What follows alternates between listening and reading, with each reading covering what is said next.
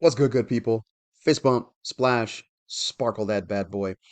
We've got a Carter Curricula quote breakdown today, and it comes from the book that we've been reading for all of August, and that comes from Gholdy Muhammad's Cultivating Genius. It's a good book because she has ideas that are different from traditional curriculum design.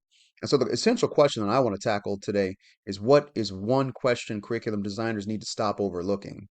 To me, I feel like curriculum designers need to stop overlooking exactly what she deals with in this particular text. Let me give you some context to this text. This quote is i- it's it's in a section where she talks about the pursuit of identity, right? So one of the four things that in her framework that students or teachers ought to embed, curriculum designers ought to embed into the learning is helping students to understand themselves. It's not an afterthought, it is a forethought. So look at this question I think that teachers overlook constantly. How will this lesson plan help my students learn something about themselves or others?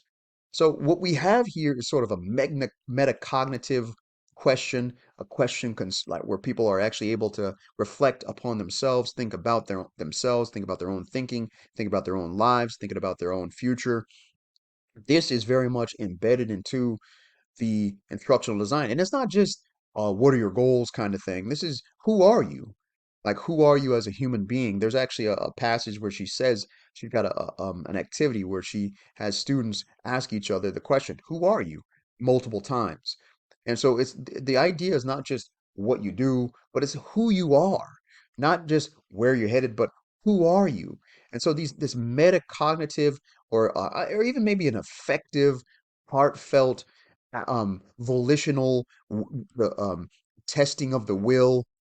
These ideas are embedded into the framework that she puts forth, and I think that more curriculum designers ought to consider adding identity into the framework because not only should a framework be this three pillars where we've got objective, big idea, skill as one pillar, figuring out what the final assessment or formal assessments are, formative assessments are, not just looking at the essential question at the very beginning, but also who are these individuals going to be? And these things should be included very strategically into the framework of a curriculum.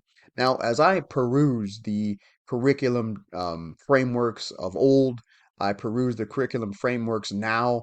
I see a lack of asking this question. I think this question needs to be embedded somewhere into learning designs at some point in units, at some point in your overall curricular flow. This question ought to be in there. Students ought to get an idea of who they are and who they are in the context of the world, of the community. And also, they should have, once they get an idea of who they are, they could then understand who others are. And when we're talking literarily, they'll have better understandings of passages. They'll have better understandings of the context of passages. They'll have better understandings of authors who write, characters who are in stories. They'll have a better understanding of human beings if they begin to understand who they are. And that's why I appreciate Gholdy Muhammad's Cultivating Genius because in this, it's very human. It's a very human. It's not just looking at students as sort of we need to take them from here to here. No, we also need to figure out who they are at the moment. So, my question to you is what is one thing that you think curriculum designers often overlook? Maybe it's this one, maybe it's something else, but what is one thing that you think curriculum designers often overlook?